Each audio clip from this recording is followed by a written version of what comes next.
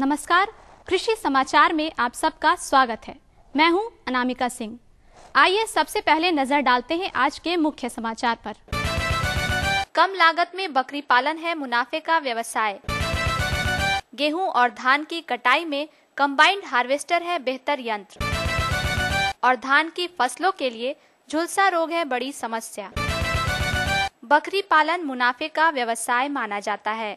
इस व्यवसाय में कम लागत और कम समय में ही अच्छी आमदनी होती है, जो काफी फायदेमंद है।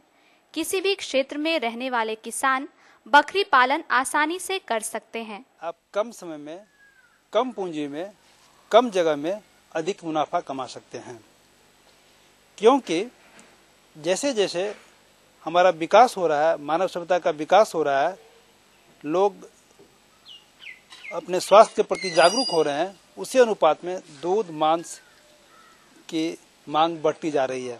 खास करके बकरी के मांस की मांग दिनों दिन बढ़ती जा रही है। और बकरी की जो मांस बाजार से खरीदते हैं उसकी कीमत लगभग 450 से लेकर 550 रुपये प्रति किलो के हिसाब से बड़े शहरों में उपलब्ध है। अब मांग बहुत है और जो हमारा उत्पादन है वो कम है।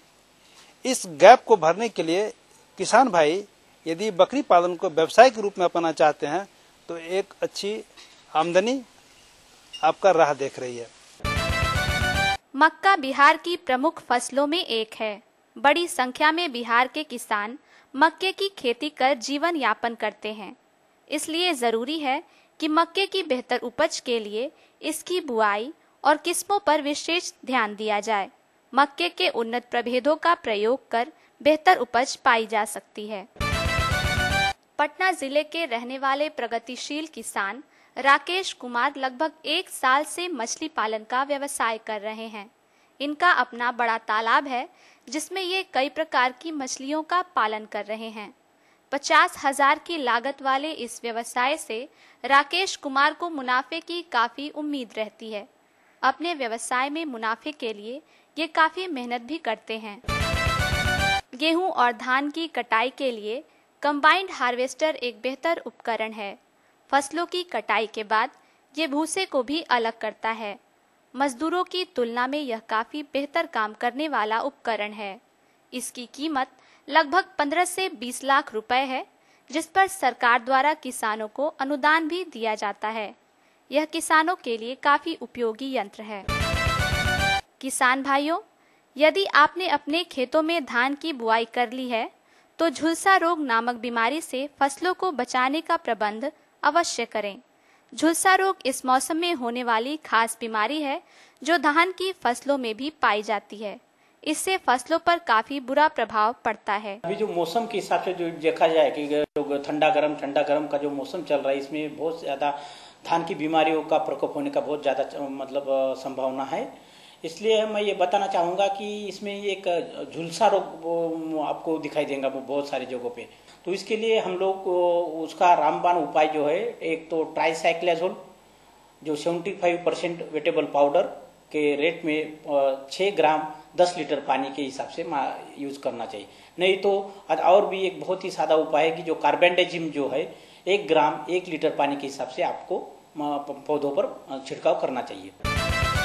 दर्शकों, आइए अब चलते हैं मंडी की ओर, जहां आप जानेंगे मंडी के भाव में आए उतार और चढ़ाव के बारे में। लोकल प्याज 3000 से 3600 रुपए प्रति क्विंटल, नासिक प्याज 3500 से 3600 रुपए प्रति क्विंटल, बंगाली आलू 625 से 630 रुपए प्रति क्विंटल और लाल आलू 740 से 750 रुपए प्रति क्विंटल। पटना का लोकल प्याज 30 रुपए से लेकर 36 रुपए क्विंटल है।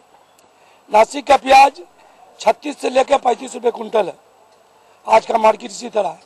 आलू का स्थिति बहुत खराब है। आलू का बिक्री बहुत खराब है। आलू का बिक्री किसानों को काफी या व्यापारी को काफी नुकसान हो रहा है। और आइए अब लेते हैं मौसम की जानकारी। मौसम विभाग से मिली जानकारी के अनुसार कल का अधिकतम तापमान 36 डिग्री सेल्सियस तथा न्यूनतम तापमान 27 डिग्री सेल्सियस रहने की संभावना है। दर्शकों, अभी अभी आपने खेती की नई नई तकनीकों, मंडी भाव और मौसम की जानकारी ली।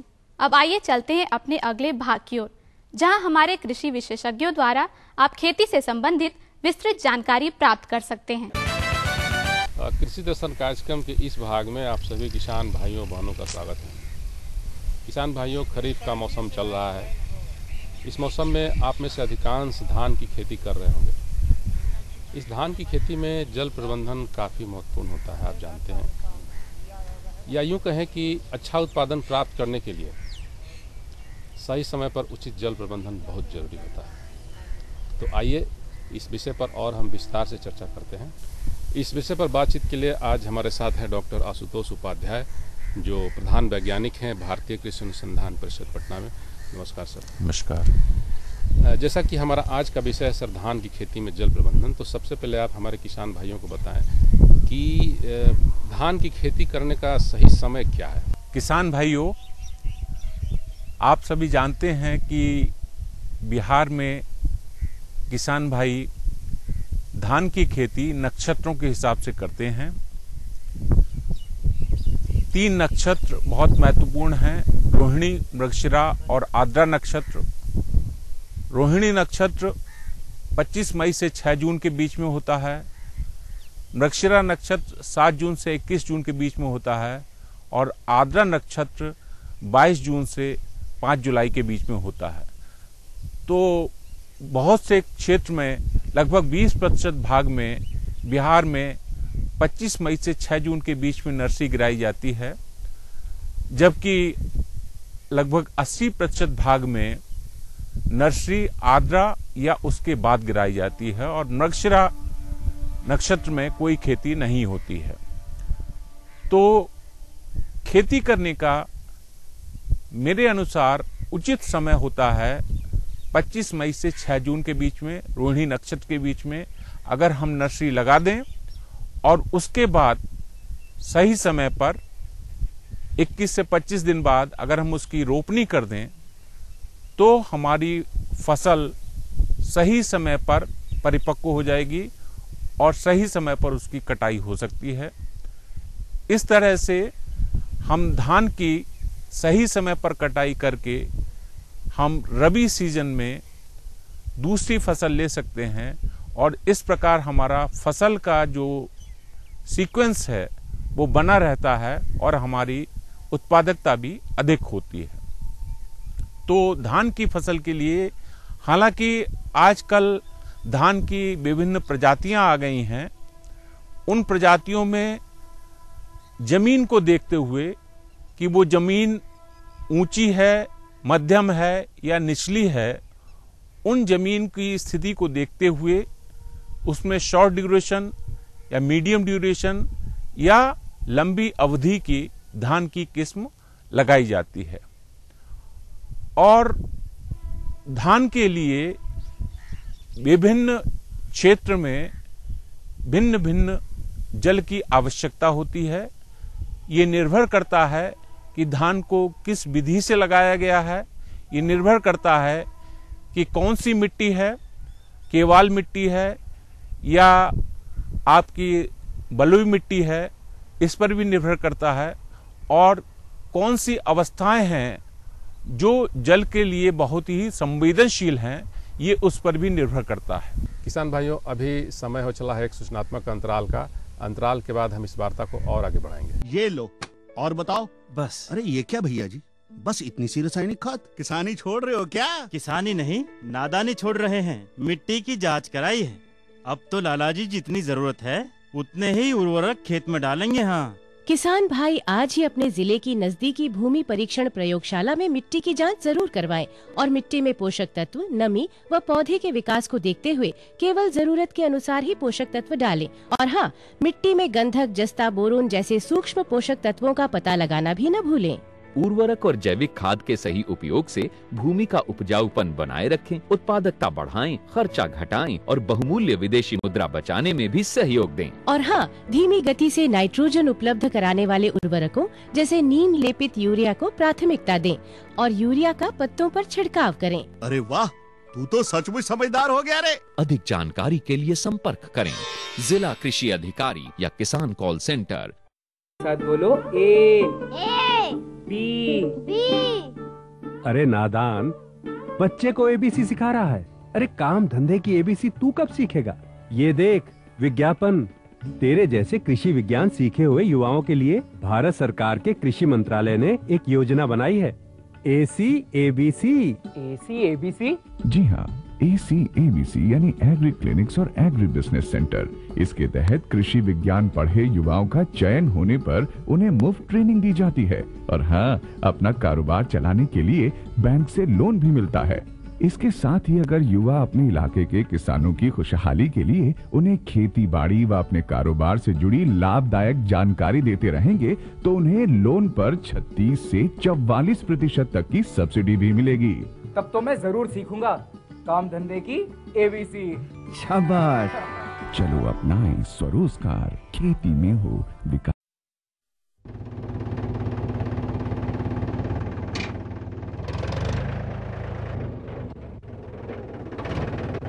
अरे हरकू वाह, बीज, कीटनाशक और आज खाद भी। अरे इतना खर्चा कहाँ से? अरे खर्च की चिंता किसे है, मेरे पास है ये किसान क्रेडिट कार्ड। कार्ड? अरे बैंकों द्वारा जारी इस कार्ड से किसान उसकी सीमा तक की रकम कभी भी बैंक से निकलवा सकता है और खेती बाड़ी की सामग्री कभी भी खरीद सकता है। कर्ज के झंझट से भी छुटकारा और तो और बिजली के बिलों का भुगतान, डीजल इससे खरीदना और आसान हो गया है। तो हर को भैया एक कार्ड मेरे लिए भी।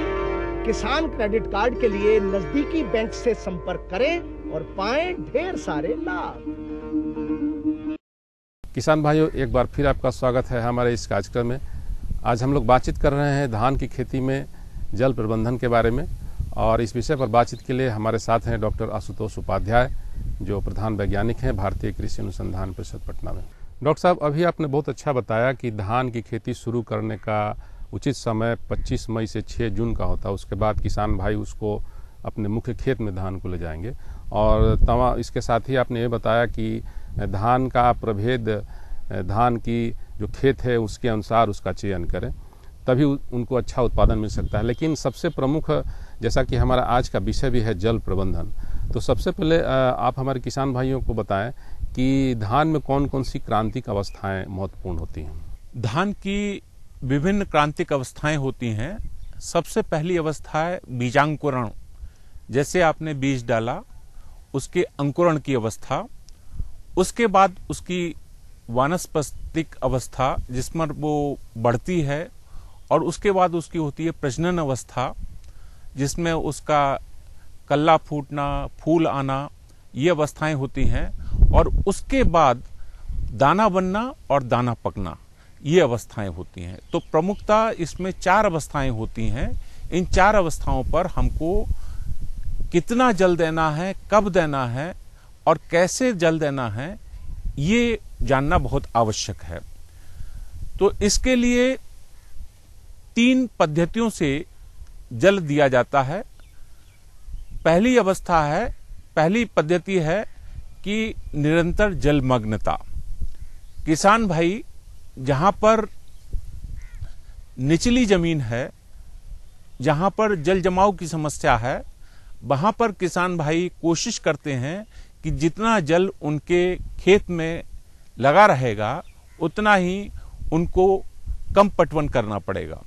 तो वो लगातार जलमग्नता उनकी 5 से 7 सेंटीमीटर तक या 10 सेंटीमीटर तक बनी रहती है और उसमें वो ऐसे धान को उपजाने की कोशिश करते हैं जो लंबी अवधि के हो और जो जिनका समय ज़्यादा हो और जो ज़्यादा उत्पादन दे सके। तो निरंतर जलमग्नता उन क्षेत्रों के लिए ठीक है जहां पर हमें जल की कोई भी कमी नहीं है और जल हमें उचित मात्रा में उपलब्ध है। दूसरी सिंचाई पद्धति यह है कि क्रमानुसार जलमग्नता, अर्थात हम उस समय पटवन करें जब हमारा खेत में पानी सूख जाए और खेत में पानी सूखने के 3 से 5 दिन बाद अगर हम पटवन करते हैं, 5 से 10 सेंटीमीटर तक अगर हम पानी खड़ा रखते हैं अपने खेत में और उसके सूखने के 3 दिन बाद अगर हम पटवन करते हैं तो वो कहलाता है क्रमानुसार जलमग्नता। इससे देखा गया है कि पानी में लगभग 30% तक 30 से 40% तक बचत होती है। और तीसरी अवस्था वो है कि आवश्यकता अनुसार विभिन्न स्थितियों पर जल की सिंचाई करना। तो जैसे बीजांकुरण की अवस्था है, उस बीजांकुरण की अवस्था में हमको सिर्फ नमी बनाए रखना है, हमको खेत में पानी नहीं लगाना है। बहुत ज्यादा पानी लगाने से अंकुरण अच्छा नहीं होगा, इसलिए उस अवस्था में हमको पानी कम से कम देना है और बस खेत में नमी बनाए रखना है। दूसरी अवस्था होती है उसकी की प्रजनन अवस्था, जिसमें बाली निकलने के 20 दिन पूर्व से और फूल आने के 10 दिन बाद तक हम कहते हैं कि खेत में पानी लगा रहे, तो उससे पानी का समुचित उपयोग होगा पौधे के विकास में। बाकी दिन नमी बरकरार रहे, लेकिन खेत में पानी खड़ा करने की आवश्यकता नहीं है। और उसके बाद जब दाना बनता है या दाना पकता है उसमें, तो उसके बाद पानी की उसमें आवश्यकता नहीं होती है, केवल नमी बनाए रखने की आवश्यकता होती है। और लगभग 17 से 20 दिन पहले, फसल को काटने से 17 से 20 दिन पहले खेत में हमें पानी नहीं देना चाहिए। वो उतना पानी पर्याप्त होता है कि वो जो उसमें खेत में बकायदा नमी बरकरार रखे। तो इसलिए आवश्यकता इस बात की है कि विभिन्न क्रांतिक अवस्थाओं को देखते हुए, अगर हम विभिन्न स्थलाकृति को देखते हुए, पानी की आवश्यकता को देखते हुए, पानी की उपलब्धता को देखते हुए अगर हम धान में सिंचाई करते हैं, तो हम कम पानी के द्वारा अधिक धान का उत्पादन भी कर सकते हैं। किसान भाइयों, अभी समय हो चला है एक सूचनात्मक अंतराल के बाद हम इस वार्ता को और आगे बढ़ाएंगे। यूरिया का स्वदेशी उत्पादन 70 लाख टन बढ़ाने के लिए 6 उर्वरक संयंत्रों का उद्धार किया जा रहा है। FCIL के गोरखपुर, सिंदरी, तलचर और रामागुंडम संयंत्र, HFCL की बरौनी इकाई और BVFCL की नामरू फोर्थ। सोने पर सुहागा ये है कि देश में अब बनेगा सिर्फ नीम लेपित यूरिया, क्योंकि इससे होगा किसानों का फायदा ही फायदा। अनाज का उत्पादन 10% तक बढ़ेगा, बढ़ेगी 10 से 15% नाइट्रोजन क्षमता।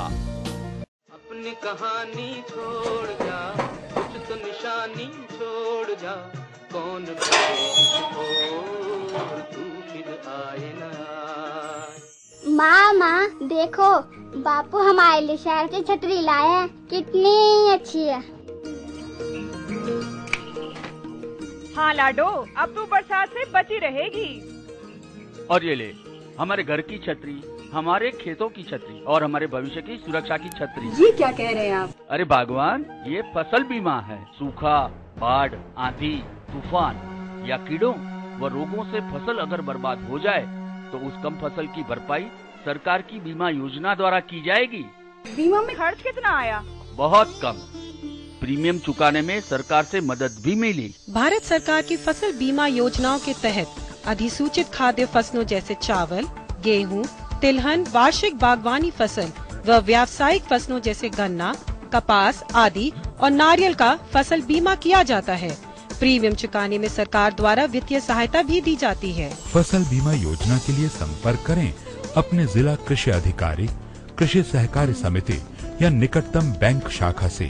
अधिक जानकारी के लिए कॉल करें किसान कॉल सेंटर के राष्ट्रीय हेल्पलाइन नंबर 1800-180-1551 पर।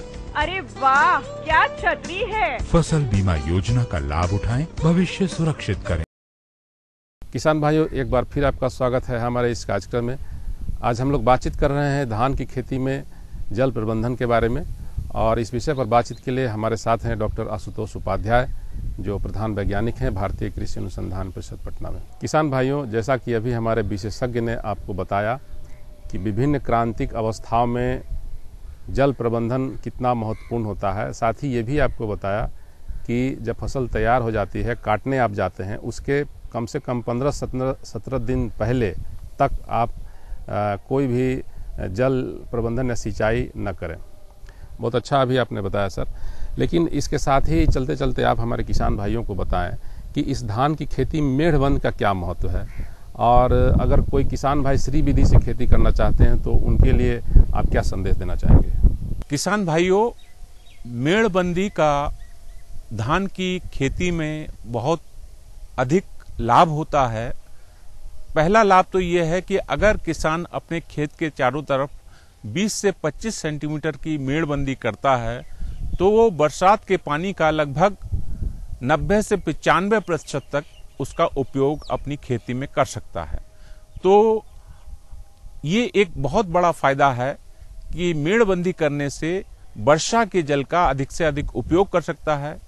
दूसरा मेढ़बंदी का फायदा यह है कि मेढ़बंदी करने से जब पानी खेत में लगता है तो पानी के साथ मिट्टी, कीटनाशक, पोषक तत्व सब बहकर चले जाते हैं। लेकिन अगर मेढ़बंदी आपकी 15 से 20 सेंटीमीटर या 20 से 25 सेंटीमीटर की होगी तो ये चीजें आपके खेत से बाहर नहीं जा पाएंगी और आपके खेत की मिट्टी जो है वो खराब नहीं होगी और आपके खेत का पानी भी खेत में ही रहेगा। तो मेढ़बंदी इस तरीके से किसान भाइयों के लिए बहुत उपयोगी है। और जल प्रबंधन में हम किसान भाइयों के लिए ये अनुरोध करते हैं कि अपने खेत के चारों तरफ 20 से 25 सेंटीमीटर की मेढ़बंदी रखें ताकि वो वर्षा जल का अधिक से अधिक उपयोग कर सकें। दूसरी बात जो आपने SRI या श्री विधि के बारे में कही है, श्री विधि करने से पहले किसान भाइयों को ये बिल्कुल तैयार होना चाहिए कि उनका प्लॉट जो है वो थोड़ा ऊंचाई पर हो और जल निकास की उसमें अच्छी व्यवस्था हो। श्री विधि वहीं पर उपयोगी होती है जहां पर जल निकास की अच्छी व्यवस्था होती है।